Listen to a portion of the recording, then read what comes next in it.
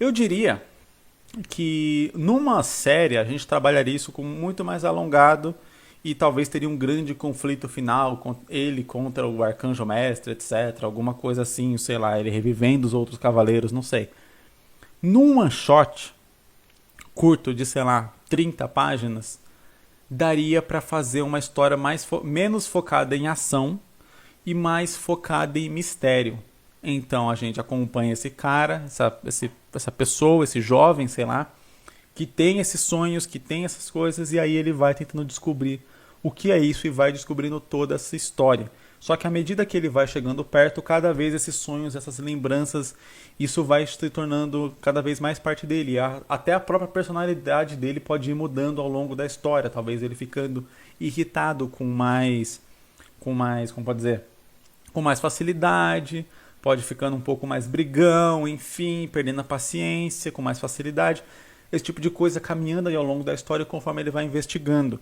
E aí o lance dos poderes dos outros humanos serem realmente esses poderes que a gente, né, que o misticismo acredita que existem, né? Então poderes de viagem astral, de prever o futuro, de conversar com os mortos, enfim.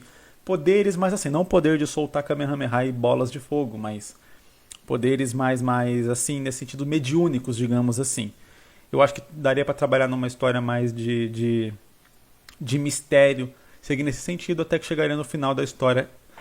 Ele entenderia completamente tudo isso, essa questão de todo mundo era anjo e tudo mais, e que ele é a reencarnação, entre aspas, do anjo da fome. E quando isso acontecesse, ele ou poderia tentar ir numa jornada, digamos assim. Ele pode descobrir isso no começo, ir numa jornada de tentar selar esse anjo, para o anjo não voltar e assumir o controle dele, sei lá, e voltar essa guerra.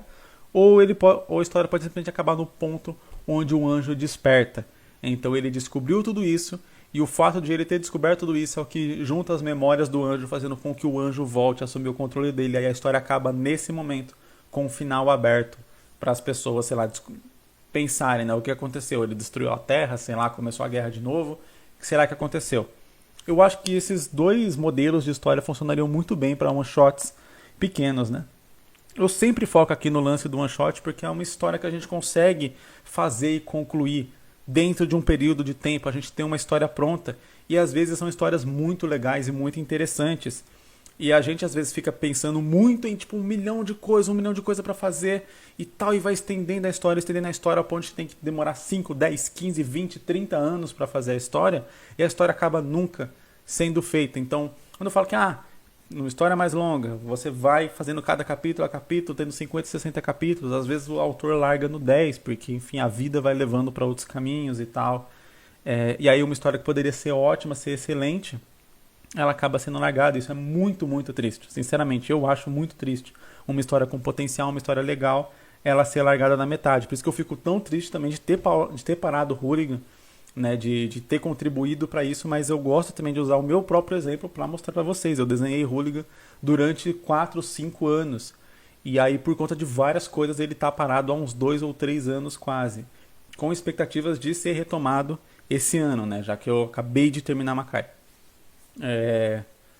Então tenho expectativa de retomar ele esse ano, e eu sei que vai demorar um tempo para conseguir terminar ele, mesmo eu mexendo na história para poder fazer ela mais curta.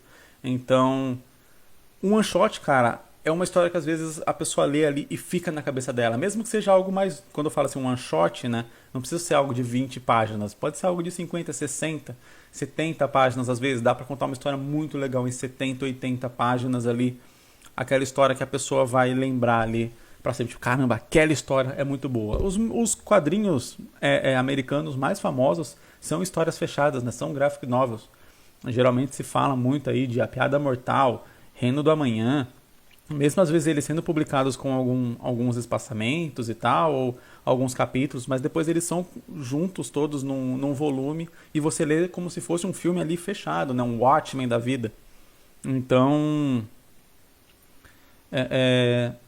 novamente, né, fazendo aquela ode de sempre que eu faço aqui, pense na história. Quando você criar uma história, pense assim, como eu posso deixar essa história um pouco mais curta e contar o que eu quero contar, o que eu quero, qual é o meu objetivo ao contar essa história aqui, e como que eu posso fazer isso da melhor maneira possível, na menor quantidade de páginas possíveis. Eu acho que esse é um pensamento que a gente tem que ter sempre que vai criar uma história, porque senão você só vai se alongando e corre o risco disso que eu falei, de a história nunca terminar, nunca ficar pronta, e aí você mesmo fica com aquela sensação de que você não é capaz.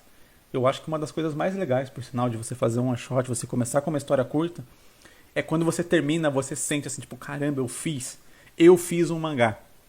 E estar fazendo um mangá é muito diferente de ter feito um mangá. A sensação é completamente diferente.